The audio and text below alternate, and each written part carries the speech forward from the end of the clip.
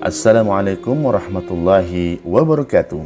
Alhamdulillahirabbil alamin. Assalatu wassalamu ala asyrafil anbiya'i wal mursalin wa ala alihi wa ashabihi ajma'in, amma ba'd. Sahabat mahasiswa dan mahasiswa sekalian dirahmati Allah Subhanahu wa taala. Jumpa lagi di segmen kajian mata kuliah, yaitu mata kuliah agama Islam. Dan pada kesempatan kali ini kita akan kaji bersama tentang konsep politik dalam Islam. Baik, Islam sebagai agama yang rahmatan lil alamin dan yang salah satu karakteristiknya adalah komprehensif, maka tidak ada sisi-sisi kehidupan manusia itu yang lepas daripada kajian atau studi dalam perspektif Islam.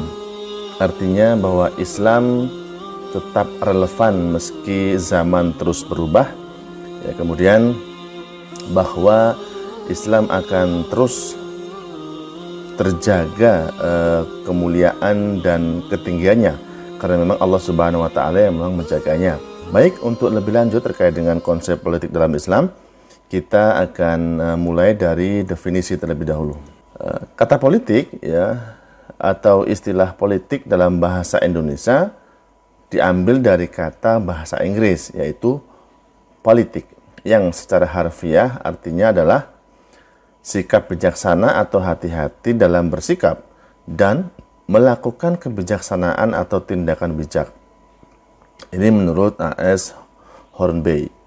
Artinya dari definisi politik itu sendiri memang bagus ya, makna politik bijaksana, ya, hati-hati dalam bersikap dan melakukan kebijaksanaan atau tindakan bijak. Artinya ya politik ini maknanya baik gitu. Kan kalau kita dengar sering orang mengatakan bahwa politik itu kotor, politik itu kejam. Ini mungkin tidak paham secara definisi apa itu politik. Maka sebenarnya bukan hal yang bukan hal yang tabu ketika dalam dunia akademik itu membahas mengkaji tentang politik, begitu ya. Kemudian kata tersebut atau kata politik itu juga bermakna the art of government atau tata pemerintahan atau seni pemerintahan ya. Artinya politik ini bisa diartikan dengan teknik tata pemerintahan atau seni untuk memerintah, begitu. Seni mengelola negara, seni mengelola sistem kenegaraan. Baik, berikutnya Lauren Bagus dalam Kamus Filsafat Politik ya, adalah menurut dia segala sesuatu yang berhubungan dengan pemerintahan.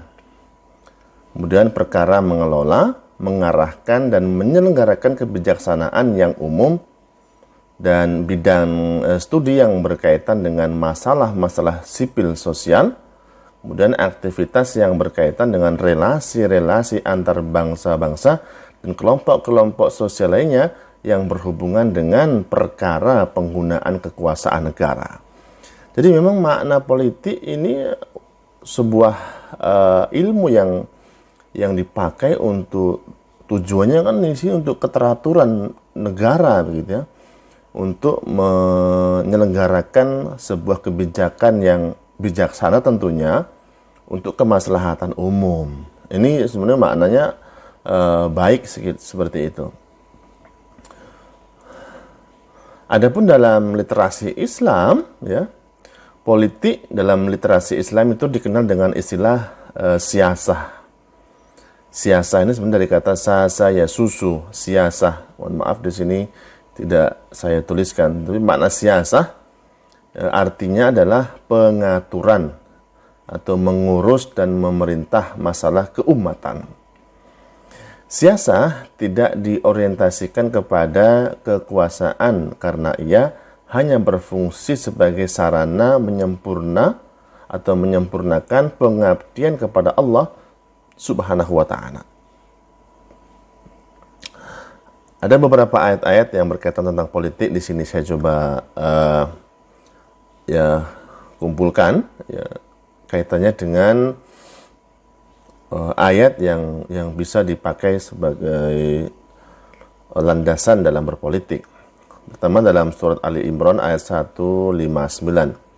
A'udzu billahi minasyaitonir rajim. Bismillahirrahmanirrahim. فَبِمَا رَحْمَةٍ مِّنَ اللَّهِ لِنتَ لَهُمْ وَلَوْ كُنتَ فَظًّا غَلِيظَ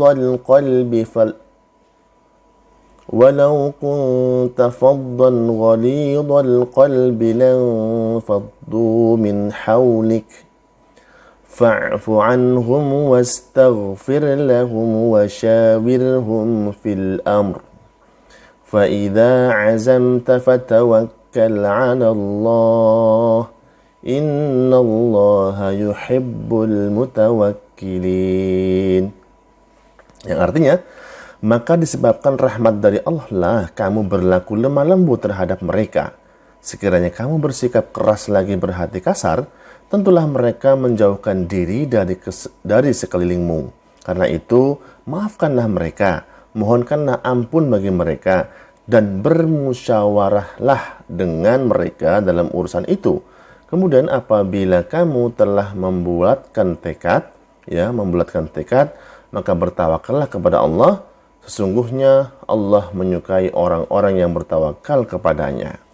Quran Surat Ali Imran ayat 159. Artinya ayat ini menjelaskan tentang berlaku lemah lembut kepada siapapun, kemudian mengedepankan musyawarah dalam menyelesaikan permasalahan. Tentu ini menjadi hal yang indah ketika dipakai oleh mereka aktivis yang mengaku sebagai praktisi politik begitu ya. Berkata lemah lembut, harusnya begitu, mengedepankan musyawarah, ada kata maaf di sini, memaafkan, memohonkan ampun bagi mereka. Ya, artinya kalau para politikus tentunya ini mau mengkaji politik dalam perspektif Al-Quran, maka yang muncul adalah bagaimana orang itu santun dalam berpolitik, atau bisa dikatakan politik santun begitu ya, politik santun. Oke, berikutnya nilai-nilai dasar ya sistem politik dalam Islam. Jadi berbicara masalah nilai-nilai tentang politik ini, tentu sumber nilai yang diambil dalam perspektif Islam adalah dari Al-Quran. Yang pertama, dalam surah Al-Mu'minun ayat 52, Allah Subhanahu wa taala berfirman, A'udzubillahi minasyaitonirrajim. Bismillahirrahmanirrahim. Wa inna hadhihi ummatukum ummatan wahidatan wa ana rabbukum fattaqun. Yang artinya, sesungguhnya agama tauhid ini adalah agama kamu semua, agama yang satu, dan aku adalah Tuhanmu, maka bertakwalah kepadaku. Jadi nilai yang harus ada dalam sistem politik adalah bahwa yang pertama, kita atau kaum muslimin adalah umat yang satu ya. Ummatukum ummatan wahidah, agama yang satu. Jadi kalau kita coba perlebar dari makna bernegara, maka kita ini adalah satu bangsa, satu negara, yaitu bangsa Indonesia. Jadi kalau kita berkaitan dengan kajian tema kita yang lalu tentang ukhuwah Islamiyah ya, atau tentang ukhuwah ya, ada istilah ukhuwah Islamiyah, ada ukhuwah wataniyah, ada ukhuwah insaniyah, seperti itu. Maka setidaknya maka kita perlu tanamkan bahwa dalam berpolitik itu harus ada semacam keyakinan bahwa kita sebagai makhluk yang bertauhid, ya, bertauhid atau makhluk yang beragama tentunya. Sebagai seorang muslim, maka dengan semangat bertauhid itu dia akan menjadi rem atau menjadi motor sekaligus, ya, rem dan sekaligus motor penggerak bagi seorang muslim untuk bersikap dalam politik. Berikutnya adalah keharusan musyawarah dalam menyelesaikan masalah-masalah ijtihadiyah. Ya, karena memang politik, apalagi di era modern ini, banyak sekali hal-hal yang sifatnya ijtihadiyah, ya. Karena tidak ada di zaman Rasulullah SAW, kemudian juga sistem-sistem yang ada sekarang ini banyak yang tidak ada seperti di zaman sahabat, tabi'in dan tabi'ut tabi'in. Allah Subhanahu wa taala berfirman berikutnya di surat Asy-Syura ayat 38, ya, tentang syura, ya, atau musyawarah. A'udzubillahi minasyaitonir rajim. Bismillahirrahmanirrahim. Walladzina istajabu li rabbihim wa aqamus salata wa amruhum syura bainahum wa mimma razaqnahum yunfiqun. Artinya, dan bagi orang-orang yang menerima atau mematuhi seruan Tuhannya dan mendirikan salat, sedang urusan mereka diputuskan dengan musyawarat antara mereka, dan mereka menafkahkan sebagian dari rezeki yang kami berikan kepada mereka. Jadi nilai-nilai dasar sistem politik Islam itu adalah musyawarah. Menyelesaikan urusan yang sedemikian rumit, ya, problematika umat, problematika negara, itu harus diselesaikan dengan cara musyawarah.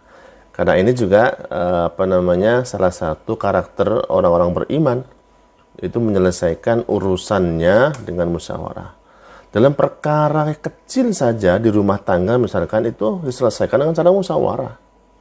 Ya, musyawarah antara ayah, ibu, anak perlu dimusyawarahkan. Apalagi yang diurus adalah sebuah negara, yang diurus adalah umat yang sedemikian luas, sedemikian banyak, maka perlu yang namanya musyawarah.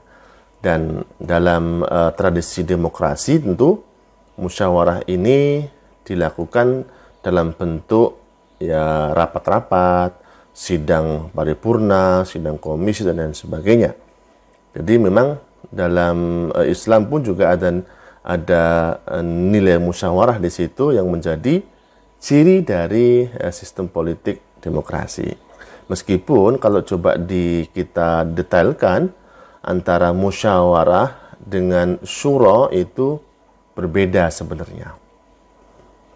Ya, kalau musyawarah itu kan tukar pikiran, semua mengeluarkan pendapatnya dan didiskusikan, kadang debat juga, itu musyawarah. Adapun syura ini lebih pada meminta pendapat. Minta pendapat kepada orang yang lebih diakui keilmuannya, lebih mungkin lebih alim ilmunya, lebih saleh keislamannya dan sebagainya. Ya, seperti itu. Berikutnya, nilai-nilai dasar sistem politik dalam Islam berikutnya adalah keharusan menunaikan amanat dan menetapkan hukum secara adil. Quran surat 4 ayat 58 atau surat An-Nisa ayat 58. A'udzubillahi minasyaitonir rajim. Bismillahirrahmanirrahim. Innallaha ya'murukum an tu'addul amanati ila ahliha wa idza hakamtum bainan nas an tahkumu bil 'adl. Innallaha ni'ma ya'idukum bih. Innallaha kana sami'an basira. Artinya, sesungguhnya Allah menyuruh kamu menyampaikan amanat kepada yang berhak menerimanya, dan menyuruh kamu apabila menetapkan hukum di antara manusia supaya kamu menetapkan dengan adil. Sesungguhnya Allah memberi pengajaran yang baik, pengajaran yang sebaik-baik kepadamu, pengajaran yang sebaik-baiknya kepadamu. Sesungguhnya Allah Maha mendengar lagi Maha melihat. Quran surah An-Nisa 58 ya, di sini 58 yang benar. Jadi harus ada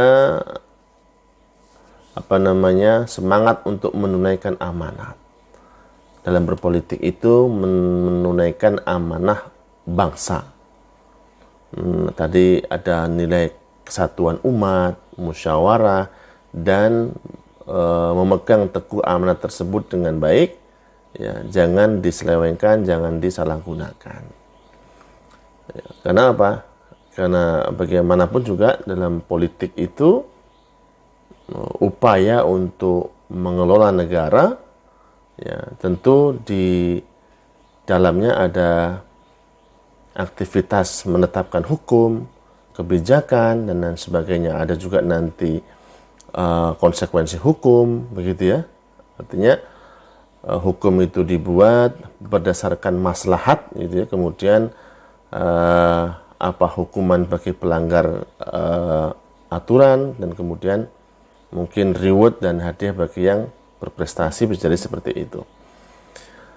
Berikutnya, keharusan menaati Allah, Rasul, dan ulil amr. Berikutnya adalah keharusan menaati Allah, Rasul, dan ulil amri. Dalam surat An-Nisa 59. Ini lanjutan dari ayat yang pertama tadi ya, yang di atas ini. A'udzubillahi minasyaitonirrajim. Bismillahirrahmanirrahim. Ya ayyuhalladzina amanu ati'ullaha wa ati'ur rasul wa ulil amri minkum. Fa in tanaza'tum fi syai'in farudduhu ila Allahi war rasul. In kuntum tu'minuna billahi wal yawmil akhir. Dzalika khairun wa ahsanu ta'wila. Artinya, hai orang-orang yang beriman, taatilah Allah dan taatilah Rasul-Nya dan ulil amri di antara kamu. Kemudian, jika kamu berlainan pendapat tentang sesuatu, maka kembalikanlah ia kepada Allah, yaitu Al-Quran dan Rasul sunnahnya, jika kamu benar-benar beriman kepada Allah dan hari kemudian. Yang demikian itu lebih utama bagimu dan lebih baik akibatnya. Jadi harus ada semangat untuk taat kepada Allah. Harus dalam rangka taat kepada Allah, kepada Rasul dan ulil amr. Ya. Jadi tidak boleh kemudian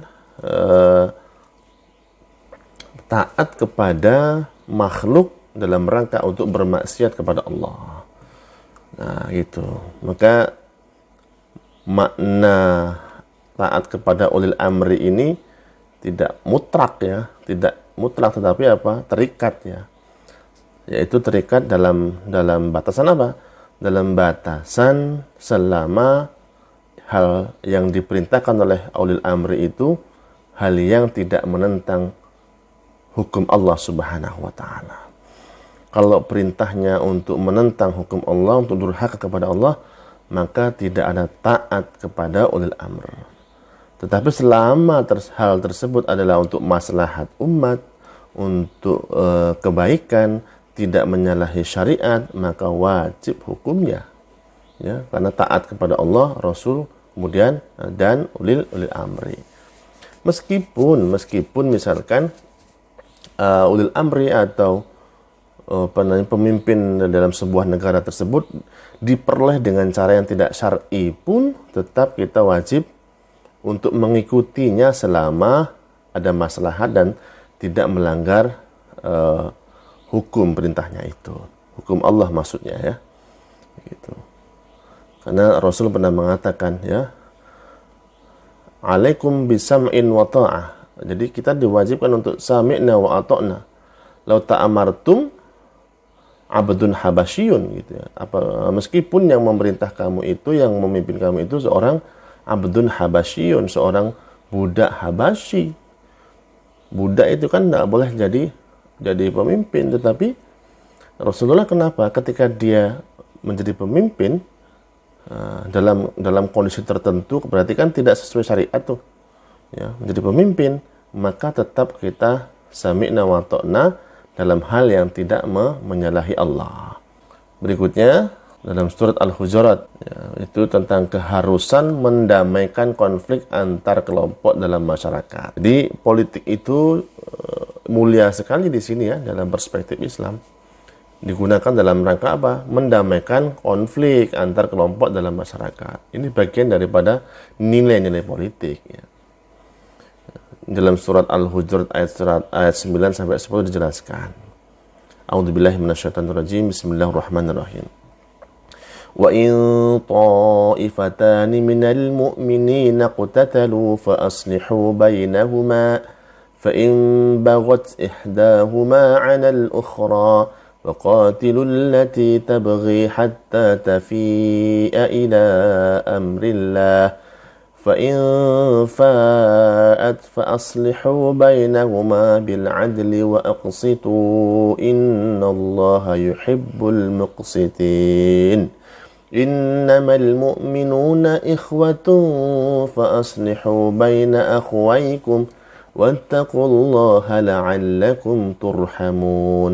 Artinya, dan kalau ada dua golongan dari mereka yang beriman itu berperang, hendaklah kamu mendamaikan antara keduanya. Tapi kalau yang satu melanggar perjanjian terhadap yang lain, hendaklah yang melanggar perjanjian itu kamu perangi sampai surut kembali pada perintah Allah. Kalau dia telah surut, damaikanlah antara keduanya menurut keadilan. Dan hendaklah kamu berlaku adil. Sesungguhnya Allah mencintai orang-orang yang berlaku adil. Orang-orang yang beriman itu sesungguhnya bersaudara. Sebab itu, damaikanlah atau perbaikilah hubungan antara kedua saudaramu itu. Dan takutlah terhadap Allah supaya kamu mendapatkan rahmat. Jadi rekan-rekan mahasiswa dan mahasiswa dalam Allah Subhanahu wa taala, sebagaimana kita tahu bahwa mayoritas tentu di bangsa kita ini adalah muslim, atau kalau misalkan kita coba hitung persentase para pemangku kebijakan ini mayoritas muslim.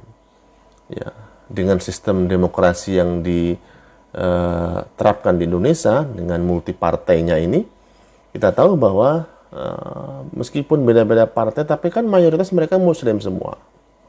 Maka apa? Bingkai ukhuwah Islamiyah ini yang harus dikedepankan, atau minimal bingkai ukhuwah watoniyahnya. Allah katakan di sini bahwa orang yang beriman itu semuanya saudara, meskipun toh partainya berbeda, ya, kelompoknya berbeda, ormasnya berbeda, mereka semua saudara kita. Jadi kalau ada di antara kelompok misalkan ormas yang sama-sama ormas Islam kok berantem, maka kita sebagai misalkan dalam rangka untuk karena kaitannya di sini adalah temanya adalah politik, gunakan politik itu dalam rangka untuk mendamaikan dua kelompok tersebut. Karena bahwa semua orang-orang beriman itu saudara, wajib kita untuk mengislahkan mereka atau mendamaikan mereka. Jangan justru malah sesama muslim saling serang, saling fitnah, saling suuzon. Na'udzubillah min dzalik. Bagaimana bisa memimpin negara? Bagaimana bisa menumbuhkan maslahat bagi umat kalau dia mengaku aktivis politik atau politikus, tetapi justru jauh dari nilai-nilai politik itu sendiri yang merupakan kebijaksanaan. Islam dan kekuasaan bukan tabu, teman-teman ya, bukan tabu. Kekuasaan Islam, orientasi utama seorang muslim terkait dengan masalah kekuasaan ialah menegakkan hukum-hukum Allah di muka bumi. Kemudian menunjukkan bahwa kekuasaan tertinggi adalah kekuasaan Allah, sementara manusia pada dasarnya sama sekali tidak memiliki kekuasaan. Adapun orang yang berkuasa misalkan itu adalah karunia Allah Subhanahu wa taala, artinya pemberian Allah Subhanahu wa taala. Oleh karena itu harus bersyukur dan berhati-hati, karena kekuasaan itu merupakan amanah dari Allah Subhanahu wa taala yang harus dipertanggungjawabkan dan memang akan dimintakan pertanggungjawaban nanti di akhirat. Bahkan Islam menentang adanya penguasaan mutlak seorang manusia ya atas manusia yang lain, karena yang demikian itu bertentangan dengan doktrin la ilaha illallah yang telah membebaskan manusia dari kesegenap tiran. Sehingga kekuasaan manusia yang menentang hukum-hukum Allah merupakan sebuah kemaksiatan. Iyalah, ya, sebuah kemaksiatan. Dengan kekuasaannya dilakukan untuk untuk menindas, bahkan Fir'aun menggunakan kekuasaannya dengan mengakui dirinya sebagai Tuhan. Nah, ini sebuah kemaksiatan yang nyata, begitu. Menyalahgunakan kekuasaan.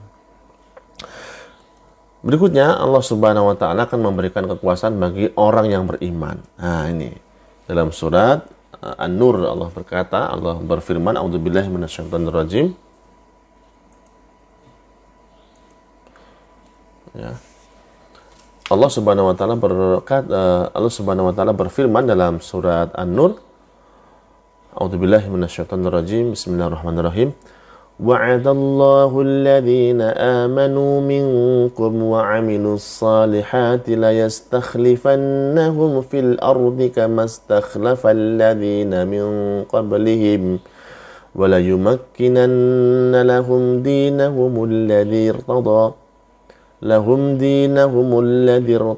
lahum wa la yubaddilannahum min ba'di khawfihim amna ya'budunani la yushrikuna bi syai'a wa man kafara ba'da dhalika fa ulaika humul fasiqun." Artinya, dan Allah telah berjanji kepada orang-orang yang beriman di antara kamu dan mengerjakan amal-amal yang soleh, bahwa Dia sungguh-sungguh akan menjadikan mereka berkuasa di muka bumi, sebagaimana Dia telah menjadikan orang-orang sebelum mereka berkuasa.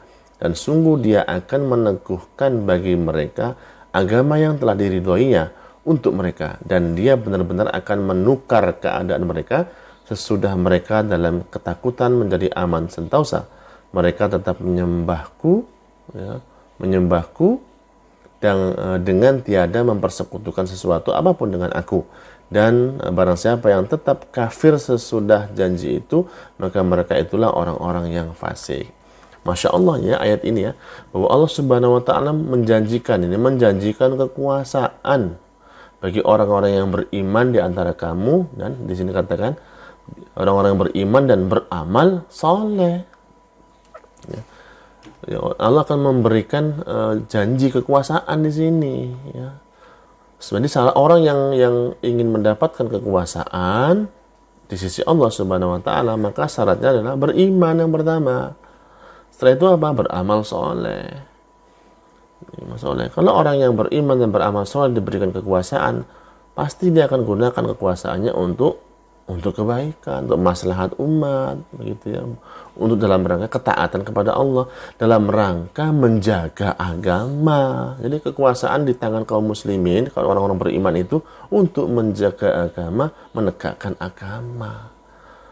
Makanya kalau dia mengaku muslim, dia mendapatkan kekuasaan dari Allah Subhanahu wa taala, Allah ridhoi, misalkan Allah karuniakan kekuasaan, tetapi tidak digunakan untuk membela agama, untuk menegakkan agama, berarti dia telah lalai, telah mengkhianati amanah kekuasaan yang diberikan oleh Allah Subhanahu wa taala.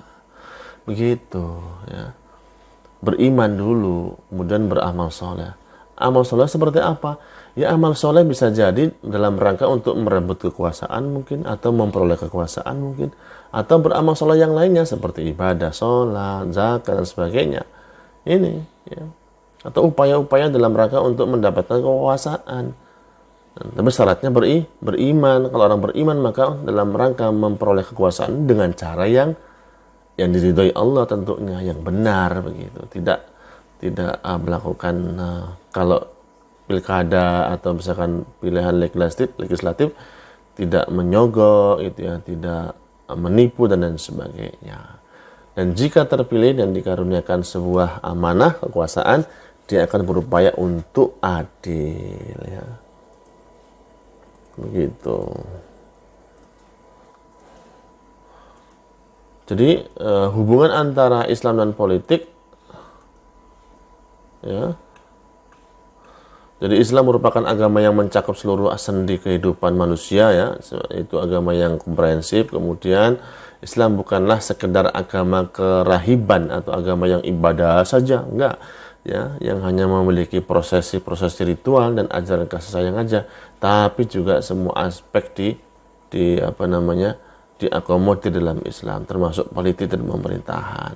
Islam bukan pula agama yang hanya mementingkan aspek legal formal tanpa menghiraukan aspek-aspek moral. Politik sebagai salah satu sendi kehidupan, dengan demikian juga diatur ya oleh Islam. Akan tetapi Islam tidak hanya terbatas pada urusan politik, gitu. Tidak politik ansih, tapi juga tidak ibadah ansih, gitu. Jadi semua itu menjadi ranah garapan daripada agama Islam. Lalu untuk apa politik itu? Tadi seperti yang pernah saya singgung tadi di awal ya, bahwa tujuan politik dalam Islam sama sekali tidak memberi ruang bagi pragmatisme pribadi dan kelompok. Politik digunakan bukan untuk menumpuk keuntungan pribadi, juga bukan untuk menegakkan kepentingan kelompok atau asobiah. Hanya dua yang boleh mendapatkan manfaat dari kegiatan politik, yaitu apa? Agama dan rakyat. Jadi untuk menegakkan agama dan mensejahterakan rakyat, mengambil maslahat kebaikan untuk rakyat. Tata kehidupan di dunia tersebut harus senantiasa tegak di atas aturan-aturan din atau agama. Konsep ini sering dianggap mewakili tujuan politik atau siasah dalam Islam, yaitu iqamatuddin atau menegakkan agama, hirasatuddin menjaga agama, wasiyasatu dunya yaitu menegakkan din dan mengatur urusan dunia untuk kesejahteraan umat. Larinya ke agama dan umat lagi, ya begitu. Itulah tujuan politik dalam Islam, ya, bukan untuk memperkaya diri, untuk mempertinggi jabatan, mengeruk keuntungan yang banyak, bukan. Tapi untuk apa? Menegakkan agama dan mensejahterakan rakyat atau mensejahterakan umat. Bentuk institusi politik di Indonesia. Lembaga-lembaga politik Indonesia diatur dalam Undang-Undang Dasar 1945. Lembaga-lembaga politik di Indonesia adalah sebagai berikut. Contohnya nih, MPR, Presiden, Wakil Presiden, Dewan Perwakilan Rakyat, dan Badan Pemeriksa Keuangan, semua lembaga-lembaga tinggi negara itu bagian daripada bentuk-bentuk institusi politik di Indonesia. KPU dan Bawaslu, ya, semua tidak lepas daripada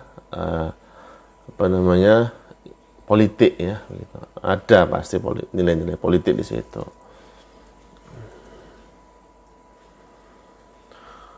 Adapun ruang lingkup sistem politik Islam atau siasah Islamiyah.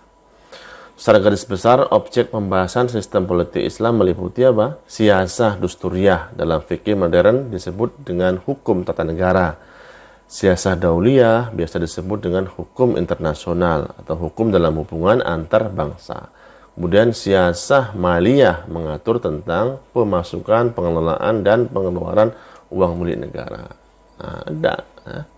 Jadi bahkan banyak loh buku-buku ulama kita dulu itu juga membahas tentang politik, ya, secara